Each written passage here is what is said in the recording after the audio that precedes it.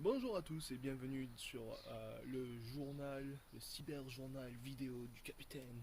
Waouh, ça c'est pas carrément un titre pompeux. Nous sommes le jeudi 14 juillet 2016. Euh, c'est bien jeudi, je crois. En fait, on est vendredi matin, il est genre 9 h du matin. Et waouh, la France se réveille avec une sacrée gueule de bois. Euh, parce que il y a eu, je sais pas si on peut vraiment parler d'attentat. Le mec qui a fait ça a pas d'antécédent par rapport au terrorisme. C'est sûr que, bon, hier à Nice, juste après le feu d'artifice, un camion a remonté la promenade des Anglais ben, en écrasant tout ce qui passait et a tué 80, plus de 80 personnes. Et il y a encore une vingtaine de personnes qui sont dans les jours sont en danger. Euh, donc du coup, voilà, ça parle d'attentat, ça parle de terrorisme. Je pense que c'est oui, ça se défend. euh, comme l'extension de l'état d'urgence, ça se défend. Est-ce que les forces de l'ordre pouvaient y faire quelque chose? Peut-être, mais en même temps, voilà, vous êtes sur la promenade des Anglais le 14 juillet pour le feu d'artifice. Ça la fout mal si on commence à faire des contrôles trop poussés. Euh, Personnellement, je connais pas vraiment de gens à Nice, mais voilà, je sais que je connais des gens qui connaissent des gens à Nice et que ouais, ça leur aurait foutu euh, le moral à zéro si ces personnes, leurs amis avaient été impliqués dans cet accident. Bon, à la base, je comptais dire. Je comptais parler du 14 juillet parce que d'habitude, je vais au feu d'artifice à Carcassonne parce qu'il y a l'embrasement de la cité et tout, c'est super. Mais bon, ça faisait quand même 5 ans d'affilée que j'y allais. Voilà. Ça commence quand même à faire beaucoup parce que au bout d'un moment, ben, je veux dire, une gimmick, ça reste une gimmick. Ça se renouvelle pas trop, même si c'est vachement spectaculaire et tout. L'embrasement de la cité, ça reste 5-10 minutes pendant laquelle tout l'horizon de la cité reste tout rouge et puis du blanc, et puis ça tombe par-dessus les murs, puis les tours s'allument comme ça. Et c'est pas que ça devient moins impressionnant, mais c'est juste qu'à force, bah, tu te dis, ben voilà, je viens pour ça et j'ai eu ce que j'ai voulu. Bonne soirée, j'imagine. Voilà, je suis au milieu je sais pas, peut-être 2000 personnes, mais peut-être forcément plus. Voilà, j'étais en train de sous-estimer parce que je sais pas estimer le nombre de gens, franchement. Euh, et du coup, oui, le feu d'artifice est pas mal. Apparemment, aujourd'hui, ça faisait du bleu, blanc, rouge. Wouhou, super. Ça aussi, c'est très original. La fête nationale, qu'est-ce qu'on va faire? Bah, du bleu, blanc, rouge. Voilà. Euh, mais oui, et puis il y avait aussi le fait que je sais toujours pas marcher avec des béquilles. Donc, on m'a montré comment faire, mais je comprends le concept et je pense que je peux y arriver avec de l'entraînement, mais pas avec juste un jour où j'ai marché, où j'aurais marché dans la maison. Voilà, ça aurait été très. Euh, voilà.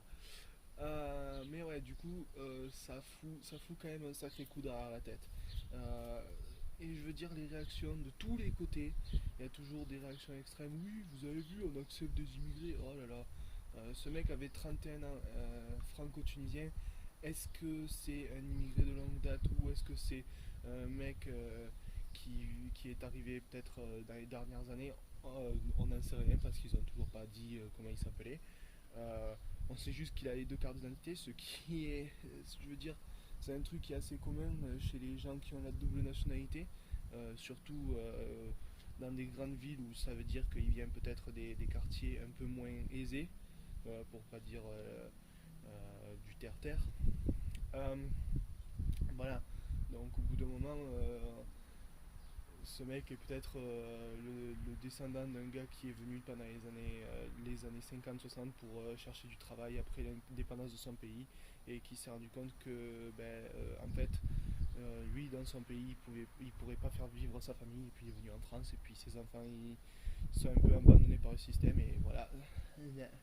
Euh, bon, et de l'autre côté il y a toujours les gens qui disent oui mais attendez en Palestine tous les jours oui on sait mais vous nous parlez de la Palestine que quand on parle d'attentats en France donc voilà vous êtes aussi des sacrés putains d'opportunistes les mecs. Si vous vous en occupiez tous les jours, on dirait oui, ok. Mais là, ça a aucun rapport avec la Palestine.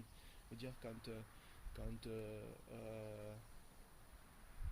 Paris a voulu faire Paris plage avec genre Tel Aviv plage, là je comprends qu'on parle de la Palestine parce que c'est un peu dégueulasse de soutenir un régime comme le régime israélien ou par exemple là j'ai appris hier que donc il y a dans les colonies sur les territoires palestiniens, Israël a décidé d'implanter des clubs de foot voilà, qui peuvent participer aux compétitions nationales. Ça, en théorie, ils ont le droit parce que ben, le territoire est occupé de facto par Israël. Mais comme c'est un terrain qui est occupé sur une nation qui est reconnue par la FIFA, Palestine est reconnue par la FIFA, ils n'auraient pas le droit de participer aux compétitions internationales. Et il n'est pas impossible qu'à un moment ils se retrouvent à jouer dans une compétition internationale. Ce qui est absolument dégueulasse. Voilà. Euh, Sinon, qu'est-ce qu'il y a eu d'intéressant? Ah bah oui, le Tour de France. Oh, le Tour de France. Alors, euh, hier, c'était donc l'étape du Mont Ventoux.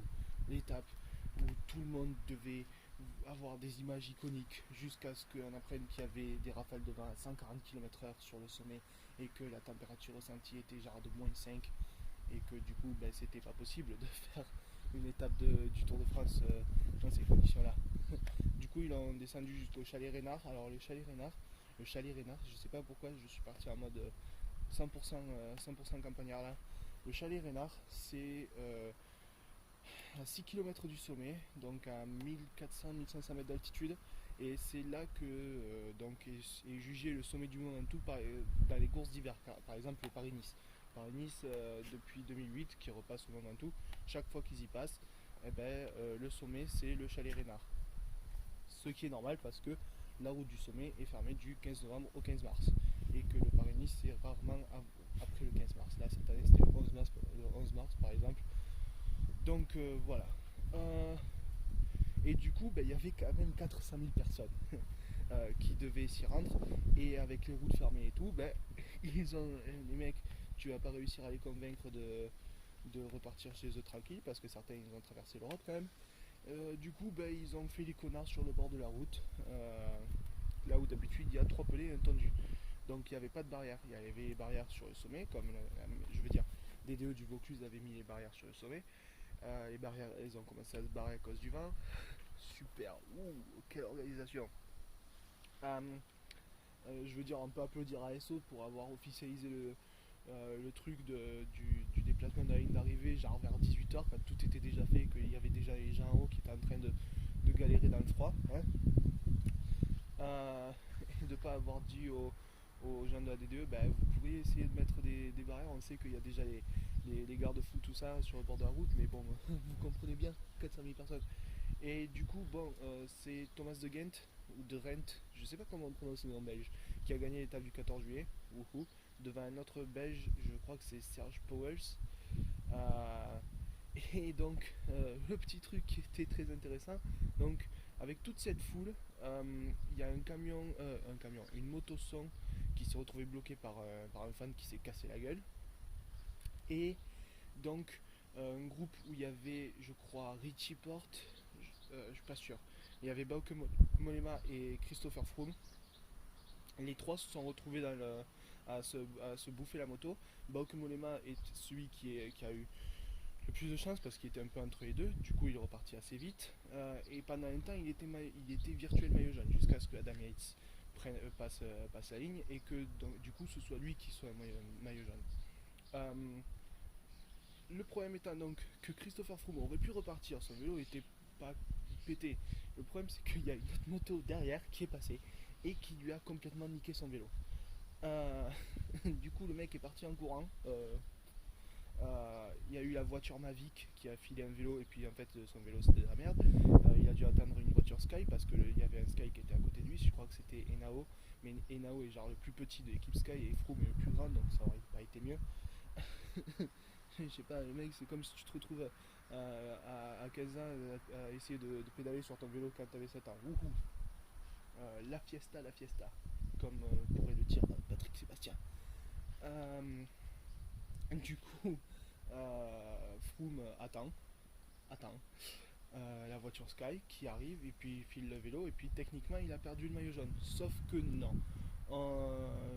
Froome et Porte ont perdu du temps par rapport à Mollema, mais on les met tous les deux dans le même temps que Mollema, ce qui fait que Froome garde le maillot jaune. Ça, je veux dire, ok. Le problème, j'ai pas bien compris ce qui s'est passé quand Nairo Quintana a eu le droit à un bonus. Nairo Quintana a été absolument pas retardé par l'incident de Froome. Si on le met pour ce qui s'est passé avec les fans, alors autant le faire pour tout le monde, même pour le premier de l'étape. Parce que quand on voit tout le monde qu'il y avait, je suis certain que ce soit Navarro, que ce soit Chavanel qui était derrière, que ce soit donc le vainqueur de l'étape Thomas de Rent ou que ce soit Serge Powell, je pense que tout le monde, d'une manière ou d'une autre, a eu un problème avec les fans. C'est un problème d'organisation énorme. Et je veux dire, si on commence à donner des bonus à certains et pas à d'autres, au bout d'un moment, je veux dire, autant redonner le tour 1975 à Eddy Merckx. Hein. S'il a perdu, c'est avant tout parce qu'il s'est pris un coup de poing dans les côtes, euh, dans le massif central. Parce que sinon, Bernard Thévenet, il aurait jamais gagné son Tour de France. Voilà, c'est n'importe quoi. Bon, aujourd'hui, il y a le contre-la-montre qui pourrait être très intéressant parce que il va y avoir beaucoup de vent, mais c'est pas sûr que le vent soit le même pour tout le monde. Voilà, donc on va avoir encore plus de raisons de dire ah ASO, tout ce que vous faites, c'est de la merde. Euh, ouais. Euh, et du coup, oui, c'est un peu chiant quand même qu'on n'ait pas eu une victoire française le 14 juillet. Je sais que ça arrive pas souvent, mais bon, ce sont des choses qui arrivent. Ah, je sais pas pourquoi j'ai été énervé pendant la soirée. Ah oui, il y en a qui. Il y avait. Hier, il y avait. Hier ou avant-hier, il y avait Gérard Rolls qui parlait des échappées. Il y avait un petit reportage sur les échappées et, dans les étapes qui étaient promises aux sprinters. Et pourquoi il y a des coureurs qui font ça. On sait très bien que c'est des mecs qui veulent se dire ben, on ne sait jamais sur un coup de chance. Et Gérard Rolls, il a sorti le truc qui m'a cassé en deux. C'est la victoire de Cédric Vasseur, genre en 97 ou une connerie comme ça, sur la plus longue échappée victorieuse du tour. Sauf que, à mon souvenir, quand Cédric Vasseur gagne, euh, il a quand même vachement, mais alors vachement bénéficié d'un petit fait qui ne pourrait plus arriver maintenant parce qu'il y a un accord entre la SNCF et ASO, qui est que ben, les trains, quand une étape du tour doit traverser un chemin de fer, ben, ils neutralisent les horaires de train qui, par rapport aux horaires prévus de passage des coureurs. Voilà. Je pense qu'une des dernières fois où ça a joué, c'était quand Richard Virenque a gagné le maillot jaune à l'étape qui arrivait à Morzine-Avoria. Parce que, ben, en fait, son échappée avec un mec de la T-Mobile allait être rattrapé par le peloton où ils avaient plus beaucoup d'avance. Et du coup, ben, il passe comme ça. Et derrière, il y a le passage à niveau qui se ferme. Ils sont genre tout en bas ou au milieu d'une montée qui était très dur à partir d'un certain point. Du coup, ben, le peloton doit s'arrêter pendant 4 ou 5 minutes pour laisser passer le train. Et ça laisse tout le temps à Virenque et à son compagnon d'infortune de repartir et d'aller gagner le maillot jaune. Et le maillot à poids par le même. Voilà.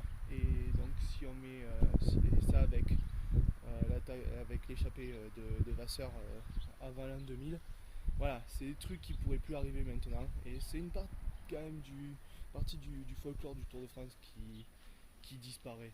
Euh, Après voilà, les fans qui font les connards sur le bord de la route aussi, c'est un peu une partie folklore du Tour de France, mais c'est une partie qu'on préférerait ne pas trop connaître quand même. Bon, un quart d'heure à parler en français, je pense que ça fait longtemps que j'ai pas autant parlé français d'une traite. Genre, des fois je discute, mais je suis coupé, vous savez, parce que c'est une discussion. Donc voilà. Merci d'avoir regardé. Pas d'amalgame, comme toujours. C'est un truc, vous savez, on sort à toutes les sauces à chaque fois qu'il y a un truc comme ça. Mais ouais, c'est important de le redire parce que, oui, sinon, c'est la voix qui mène au communautarisme. Et ça, c'est une victoire pour le Front National en 2017. Et on veut pas ça. Enfin, moi, je veux pas ça personnellement. Donc voilà, merci d'avoir regardé. Rendez-vous demain où je parlerai en anglais. Ah, ciao!